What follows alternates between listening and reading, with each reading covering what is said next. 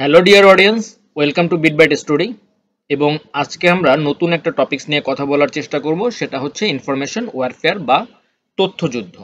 তথ্যযুদ্ধটা কি, তা কত প্রকার এবং এর কিছু আনুষঙ্গিক বিষয়াবলী নিয়ে আমরা কথা বলার চেষ্টা করব।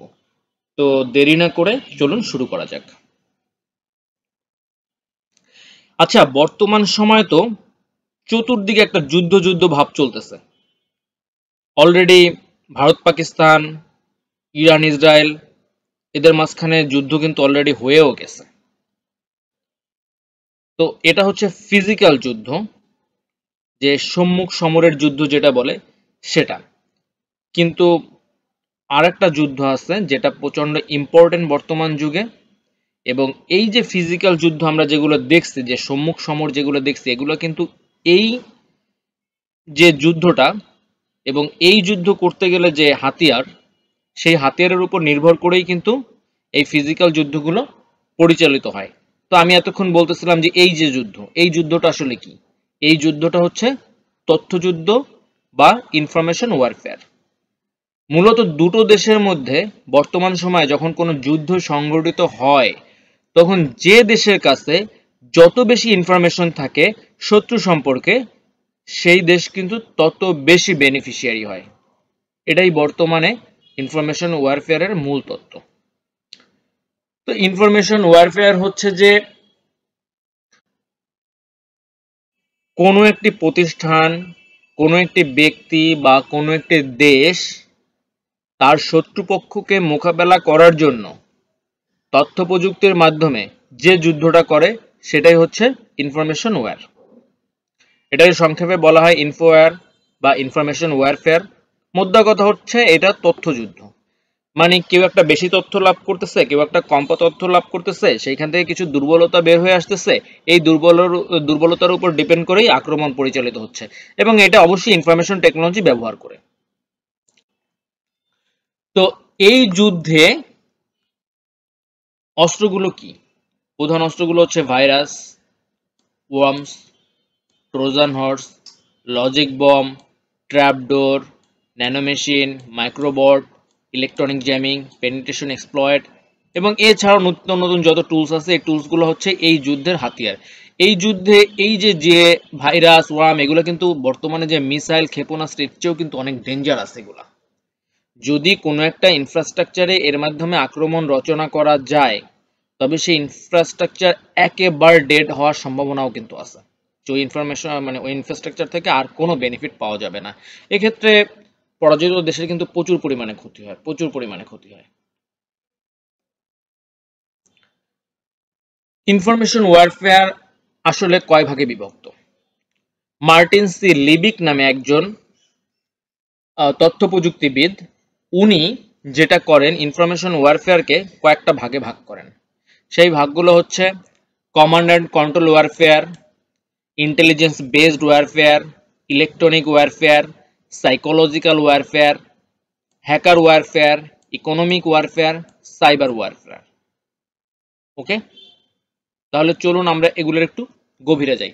এমনি তো বর্তমানে যে টেকনোলজি আবিষ্কার হচ্ছে, তথ্য প্রযুক্তি যে পর্যায়ে যাচ্ছে, এতে কিন্তু এই ক্লাসিফিকেশনটা বা এই ধরনটা কিন্তু আরো বাড়তে পারে।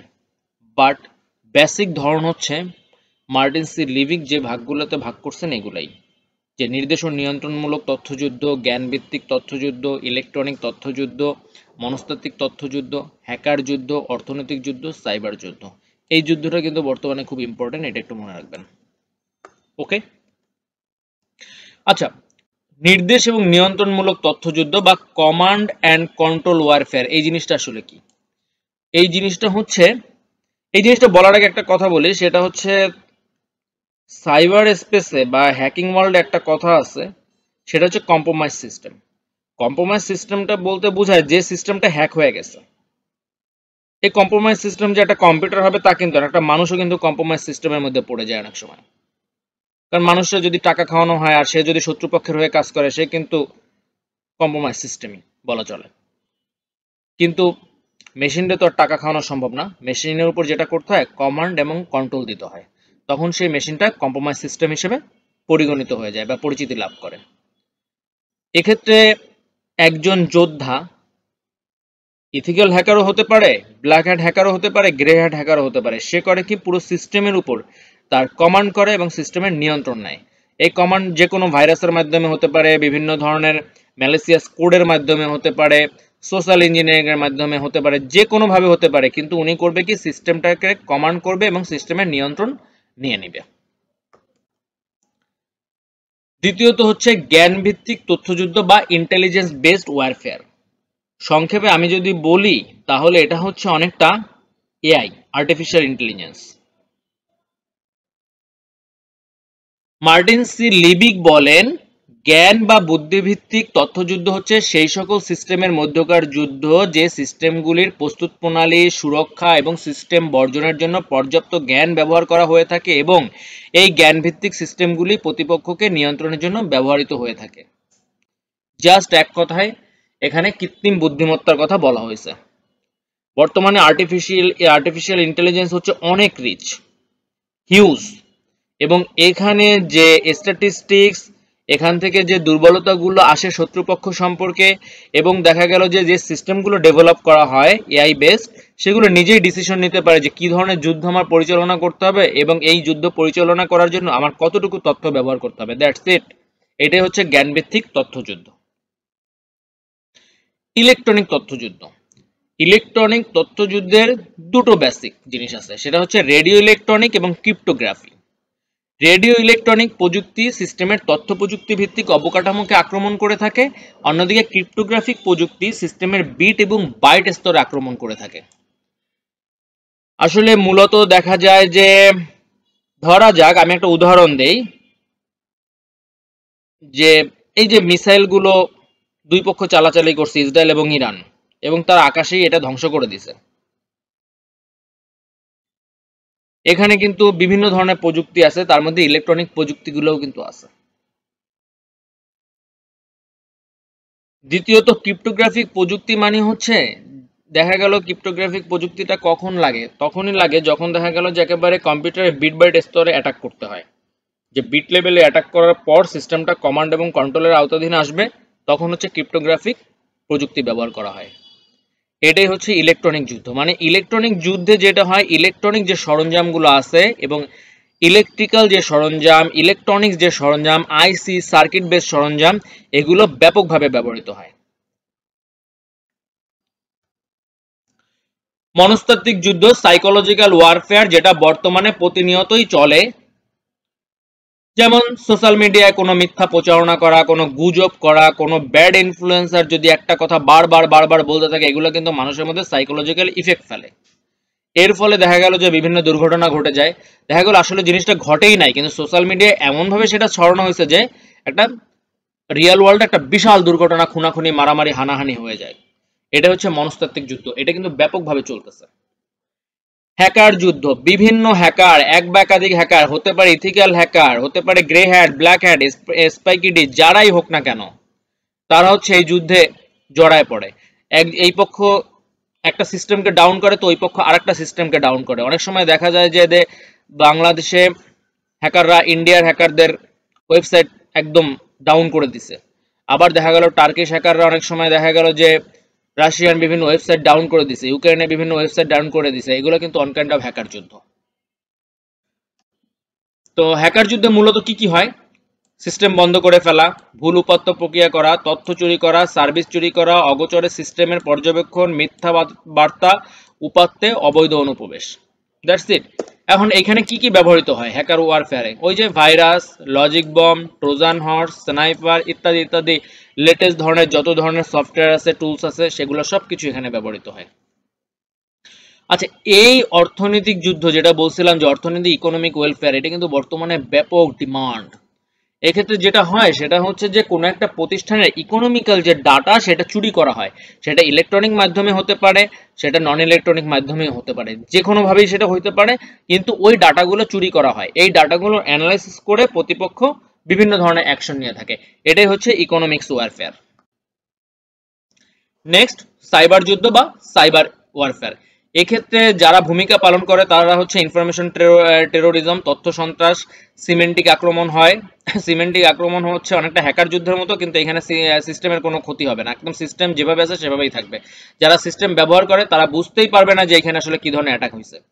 আর সিমিউল ওয়ারফেয়ার, এইটা হচ্ছে কিরকম, সিমুলেশন বেসড। যেমন দেখা যাক যে কোনো পার্সন হয়তো, অথবা কোনো পার্সন বাদ দিয়ে এক ব্যক্তি আরেক দেশের সাথে হয়তো অস্ত্র কেনা বেচা করে, অথবা দুজন ব্যক্তি, দুজন দুই দেশের এরা অস্ত্র কেনা বেচা করে। এক্ষেত্রে কখনোই তারা অস্ত্রগুলা কিন্তু নিয়ে আসবে না।